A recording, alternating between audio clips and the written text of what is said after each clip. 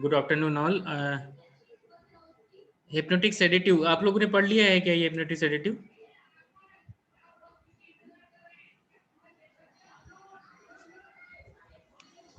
चलो, मेरे ख्याल से नहीं पढ़ा है आपने। तो sedatives are reduce the anxiety and exert a calming effect, and hypnotic is produce the drowsiness and facilitate the onset and maintenance of a state of sleep. These both terms are basically बहुत ज़्यादा synonym है एक दूसरे के. Just difference is that they having a dose dependence activity. मतलब एक जो है वो ज़्यादा डोज में एक्टिविटी शो करता है और एक कम डोज में एक्टिविटी शो करता है. तो sedative is the only for the reduce the anxiety. Anxiety मतलब क्या होता है Adarsh? What is the anxiety?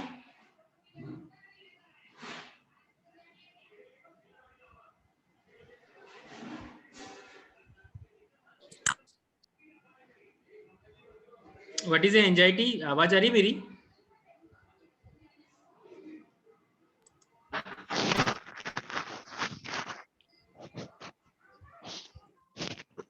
I am audible? Yes sir. Answer क्यों नहीं दे रहा यार, क्या बात है? रुई लगा के बैठे हो क्या? सर चिंता. एंजाइटी स्ट्रेस नहीं, एंजाइटी घबराहट.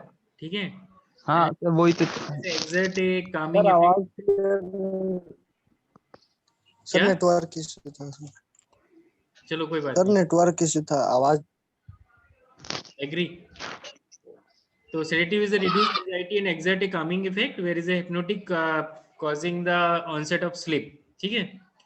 There is a three again CNS effect of drugs. Basically depend upon the dose. As you dose of drug increases, the first symptoms is the sedation. It causes the sedation. Most of the drug are common in all this category ना. Sedation, hypnosis और anaesthesia में जो drug use की जाती हैं वो common drugs हैं. जैसे हमने एनेस्थेसिया पढ़ चुके हैं, हमने वहाँ पे बार्बिट्रेट और बेंजोडाइजेपिन ड्रग्स भी देखी. तो यहाँ पे भी वो ड्रग्स हैं, लेकिन वो ड्रग्स का कंसंट्रेशन लो रहेगा तो वो सेडेशन कॉज करेंगी. As you increase the concentration of drug तो वो हाइप्नोसिस कॉज करेंगी, और ज़्यादा मात्रा में और ज़्यादा यूज करेंगे तो दैट इज कॉज एनेस्थेसिया. तो this are the drug basically barbiturate और बेंजोडाइजेपिन. इनको डिवाइड किया गया, कैटेगराइज किया गया, long acting, short acting and ultra short acting. इसमें हम डिटेल में हम बाद में डिस्कस करेंगे. एक्चुअली मेरा पॉइंट आज का डिस्कशन का सिर्फ ये था कि ये कैसे काम करते हैं, what is the pharmacology of that particular drug to act और कॉज द सेडेशन और hypnosis. Basically they both drugs are act on a GABA receptor.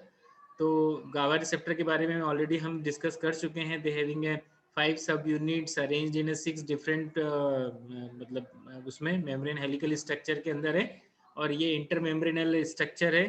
ठीक है, जिसमें जो है ना इनके रिसेप्टर्स प्रेजेंट होते हैं, गाबा रिसेप्टर्स के. गाबा जाके उस रिसेप्टर पे जाके बाइंड करता है और अपना एक्शन शो करता है. GABA is one of the major inhibitory type of neurotransmitter है. ठीक है, ये तो जो भी ड्रग होगी या तो गाबा को फैसिलिटेट करेगी, क्योंकि वो इनहिबिट करता है, मतलब सेंसेशन या सिग्नल्स को ट्रांसडक्शन करने के लिए रोकता है. तो GABA is a gamma amino butyric acid. तो the benzodiazepine drugs are that are not substituted for GABA. पहली बात, ये गाबा को सब्स्टिट्यूट नहीं करते हैं. मतलब गाबा जिस पोजीशन पे, जिस रिसेप्टर पे जाके बाइंड होता है, वहाँ पे बेंजोडाइजेपिन बाइंड नहीं होते. But they are increase in the frequency of channelling opening event. पर ये जो चैनल को ओपन, जो गाबा काम करता है ना, वही फैसिलिटेट काम जो है ना बेंजोडाइजेपिन करता है. सेम बार्बिट्रेट भी है ना, वैसे ही काम करता है, पर ये गाबा को फैसिलिटेट करता है कि और वो अपना काम करे. और बिकॉज ऑफ दैट गाबा का ड्यूरेशन, गाबा जो है वो अपने बाइंड रिसेप्टर पे जाके बाइंड होता है और क्लोराइड चैनल को ओपन करता है. तो हम इसको समझ लेते हैं कि कैसे काम करता है ना. तो ये है बेंजोडाइजेपिन, ये है गाबा रिसेप्टर. ये बोलना चाहिए GABA receptor mediated chloride ion channel है एक तरीके का. आप मेरा कर्सर देख पा रहे हो? एनीबडी जो अनम्यूट करके बोल सकता है कि हाँ मेरा कर्सर दिख रहा है?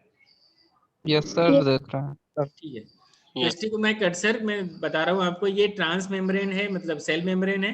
सेल मेम्ब्रेन के बीच में ये गाबा रिसेप्टर मेडिएटेड रहता है. और ये कहाँ, कौन से सेल मेम्ब्रेन में? न्यूरोनल सेल मेम्ब्रेन में. सिग्नल ट्रांसडक्शन होता है. यदि यहाँ से सिग्नल ट्रांस आगे बढ़ रहे हैं सोडियम पोटेशियम चैनल के थ्रू आगे बढ़ रहे हैं सिग्नल, तो यहाँ पे आता है एक रिसेप्टर.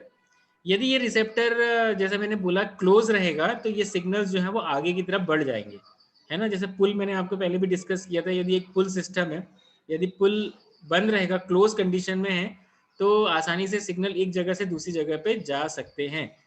तो हमें हमारा काम क्या है, बेसिकली हमें सिग्नल को आगे नहीं पहुंचाना, परसेप्शन सेंसेशन सिग्नल्स के नहीं ले जाना, आगे नहीं बढ़ाना है। तो हमें क्या करना पड़ेगा, इस चैनल को ओपन करना पड़ेगा। ये वो चैनल है जिससे क्लोराइड इनफ्लक्स बढ़ता है। यदि क्लोराइड अंदर की तरफ आता है तो एक्शन पोटेंशियल जो है वो मतलब मेम्ब्रेन पोटेंशियल जो है वो डीपोलराइजेशन कंडीशन में पहुंच जाता है। तो मेरे ख्याल से आपने वो एक्शन पोटेंशियल वाला चैप्टर अच्छे से पढ़ा होगा, जहाँ पे कैसे सोडियम के अंदर या पोटेशियम के बाहर जाने से डीपोलराइजेशन, हाइपरपोलराइजेशन, रीपोलराइजेशन वाले उसमें आते हैं हम। तो यहाँ पे जो मैंने वर्ड बोला डीपोलराइजेशन, एक्शन पोटेंशियल तभी आगे पड़ता है जब डीपोलराइजेशन कंटिन्यू रहता है। यहाँ पे यदि डीपोलराइजेशन नहीं होगा, सेल मेम्ब्रेन जो है उसका एक्शन पोटेंशियल वैसा का वैसा नॉर्मल रहेगा, तो सिग्नल्स आगे बढ़ेंगे नहीं। अभी हम इस रिसेप्टर की बात करते हैं। तो रिसेप्टर में ना अल्फा बीटा गामा सारे सब यूनिट होती है, 6 सब यूनिट होती हैं, और ये 6 सब यूनिट जो है हेलिकल स्ट्रक्चर में एक दूसरे से अरेंज रहती हैं, जिसमें इसके अमीनो और कार्बोक्सिलिक फंक्शनल ग्रुप दोनों जो है ना एक्स्ट्रा सेलुलरली प्रेजेंट होते हैं। अब बात करते हैं इनके अटैचमेंट साइट पे। एल बीटा सब यूनिट जो है ना, ये जो देख रहे हैं पिंक कलर का, that is having a GABA receptors, जिसपे आके गाबा आके बाइंड होता है, ठीक है, एक्स्ट्रा सेलुलरली। बेंजोडाइजेपिन के लिए there is a receptor at alpha और डेल्टा सब यूनिट पे, है ना। अल्फा सब यूनिट पे इसके लिए रिसेप्टर्स है। बेंजोडाइजेपिन के लिए वो जाता है और अल्फा रिसेप्टर पे जाके अल्फा सब यूनिट पे जाके बाइंड होता है। जबकि बार्बिचरेट जो है उसका अल्फा और बीटा दोनों सब यूनिट्स पे रिसेप्टर्स होते हैं, वो जाके बाइंड करते हैं। तो अब देखिए, कोई भी ड्रग चाहे बेंजोडाइजेपिन हो या बार्बिचरेट ड्रग्स हो, वो जाके गाबा के रिसेप्टर को अफेक्ट नहीं करती या उसके रिसेप्टर पे जाके बाइंड नहीं होती, वो फैसिलिटेट करती है गाबा के रिसेप्टर को। अब होता क्या है, व्हाट इज द इवेंट की कैसे प्रोसेस होता है। यदि गाबा एक तरीके का इनिबिटरी टाइप का न्यूरोट्रांसमीटर है, जैसे मैंने बताया ना, GABA is a inhibitory, major inhibitory type of neurotransmitter. तो इनिबिटरी का मतलब क्या, इनिबिटरी का मतलब ये, जब कभी भी गाबा अपने रिसेप्टर पे जाके बाइंड होगा, वो क्लोराइड आयन को एक्टिवेट कर देता है, क्लोराइड आयन के इन्फ्लक्स को बढ़ा देता है, और जिसकी वजह से सेंसेशन आगे नहीं बढ़ते, और इस तरीके से हमें इनिबिटरी इफेक्ट देखने को मिलता है, सेंसेशन के इनिबिशन, ठीक है। हाँ, चाहे वो पेन का परसेप्शन हो, चाहे आपके इंजरी का, या कोई भी सिग्नल ट्रांसड्यूस हो रहा है, किसी तरीके का कार्डियक रिदम है, ये मतलब जो भी है, any sensation neuronal function, peripheral हो चाहे सेंट्रल नर्वस सिस्टम, इनको सॉरी पेरिफेरल नहीं, क्योंकि ये सेंट्रली प्रेजेंट होता है गाबा रिसेप्टर, तो ये वहीं जाके एक्ट करता है। क्लियर, अंडरस्टैंड, आपको समझ में आया है मैंने क्या बोला, गाबा रिसेप्टर का कैसा काम है। किसी का आंसर नहीं मिला मुझे, हाँ या ना। कोई भी अनम्यूट करके बता सकता है। चलो कोई बात नहीं, सोते रहो। तो ये गाबा रिसेप्टर है, और उसके बाद सर क्या क्वेश्चन था, मैंने सुना नहीं। कोई बात नहीं दीपक, सुना नहीं इसका मतलब इसका पहले का भी कंटेंट नहीं सुना होगा। नहीं सर, वो कस्टमर आ गया था तो मैंने वो ईयरफोन निकाल दिया था। कोई नहीं, गाबा का रिसेप्टर पे बाइंडिंग आपको समझ में आया कि नहीं आया, ये पूछा मैंने। अभी हम बात करते हैं बेंजोडाइजेपिन और बारबिचरेट, है ना। बेंजोडाइजेपिन कैसे काम करेगा, बेंजोडाइजेपिन भी जाएगा और अपने रिसेप्टर पे बाइंड होगा, इसी तरीके से बारबिचरेट भी अपने रिसेप्टर पे बाइंड होंगे, और दोनों का काम क्या है, गाबा के रिसेप्टर को एक्टिवेट करना इनडायरेक्टली। वो खुद गाबा पे जाके नहीं बाइंड होते हैं, वो इनडायरेक्टली फैसिलिटेट करते हैं, और जिसकी वजह से क्या होता है, कैल्शियम इन्फ्लक्स बढ़ता है। तो ये है आपका एक्स्ट्रा सेलुलरी, और ये बेंजोडाइजेपिन के रिसेप्टर, ये गाबा के रिसेप्टर्स हैं जैसे मैंने बताया, और ये बारबिचरेट के रिसेप्टर्स हैं।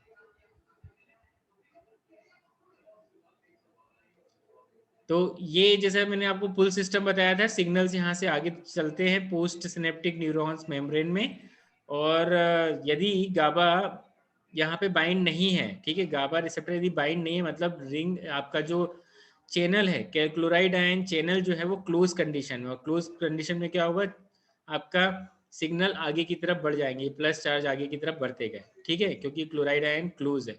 लेकिन यदि गाबा आके बाइंड हो गया अपने रिसेप्टर पे और उसने क्लोराइड चैनल को ओपन कर दिया, तो ये सिग्नल जो है वो आगे की तरफ नहीं जाएंगे, और जिसकी वजह मतलब यहाँ पे उल्टा होता है, चैनल का ओपन होना इनहिबिटरी एक्शन है, चैनल का क्लोज होना एक्साइटेटरी एक्शन है, ठीक है।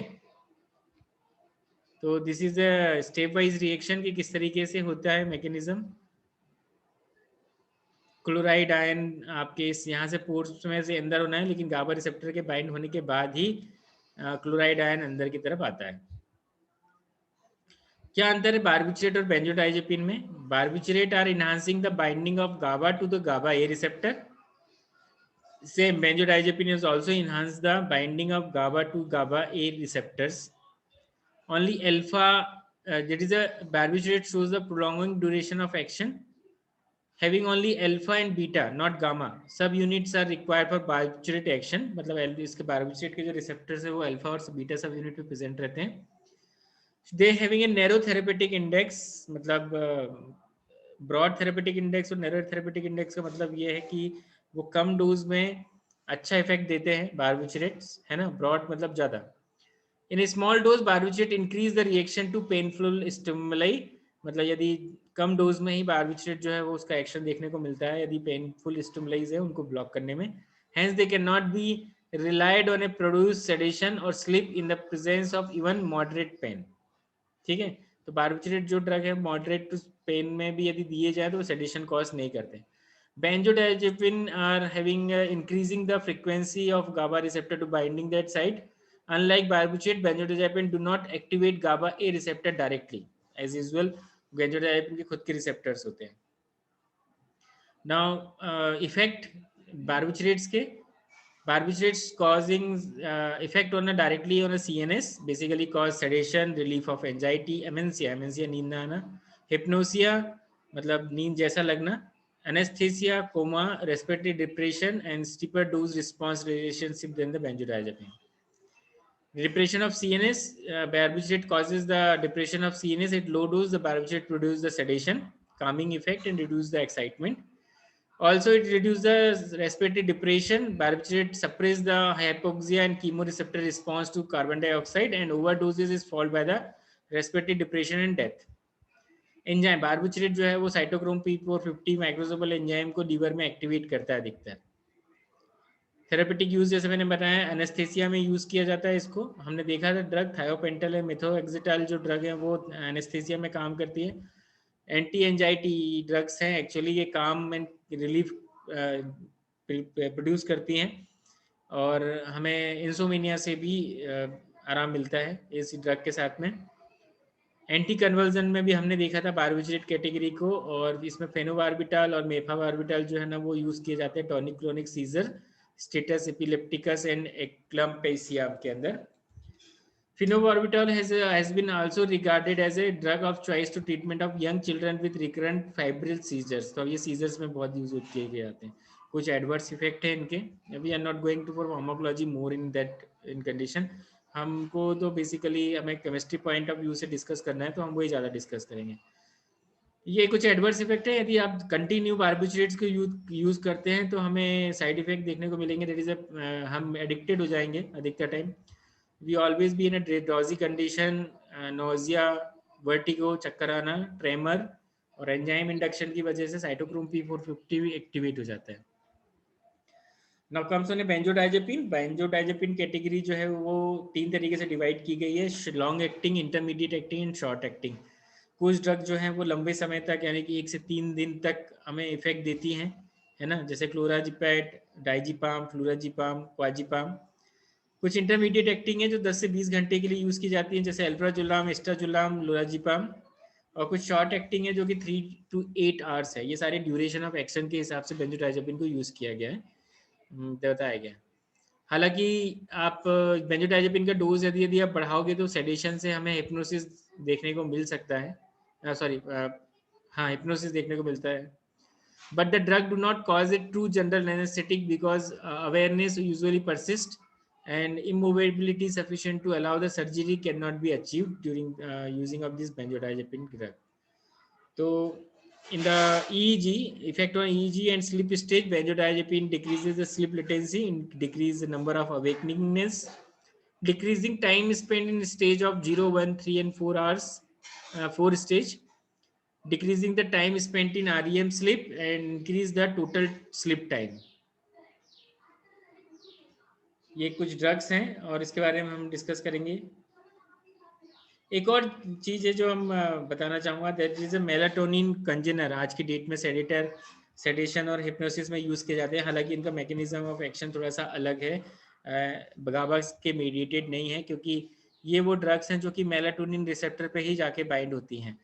दे आर मेलाटोनिन क्या है? Melatonin level in the suprachiasmatic nucleus rises and fall in the circadian fashion, or because of that concentration increases in the evening as an individual prepare for sleeping and then reaching a plateau and ultimately decreasing as the night progress. तो melatonin का concentration हमारा शाम से बढ़ना start होता है धीरे धीरे, और एक टाइम के बाद हमें नींद आनी स्टार्ट हो जाती है. अभी आप इसको थोड़ा सा ऐसे समझिए कि आप बहुत भारी धूप में है ना, धूप में गए, आप अपनी वीडियो ऑन कर सकते हो.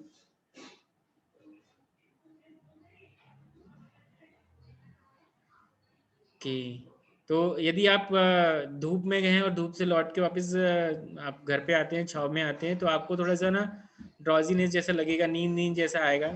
तो वो इसलिए क्योंकि आपकी बॉडी में मेलाटोनिन का कंसंट्रेशन बढ़ जाता है, और ये मेलाटोनिन जो है वो आपके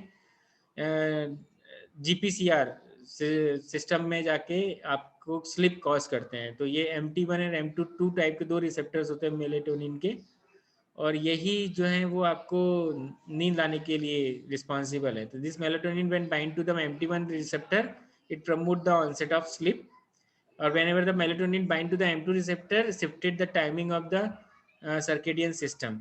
एक ड्रग है रेमिल्टॉन, जो कि खासकर यूज की जाती है क्रॉनिक इंसोमिनिया के केस में.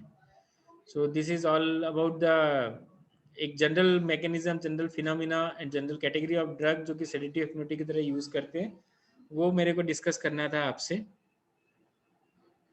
अभी के लिए. और नेक्स्ट क्लास में हम इसका क्लासिफिकेशन एंड सार इन डिटेल पढ़ेंगे, क्योंकि यदि आज मैं स्टार्ट करूंगा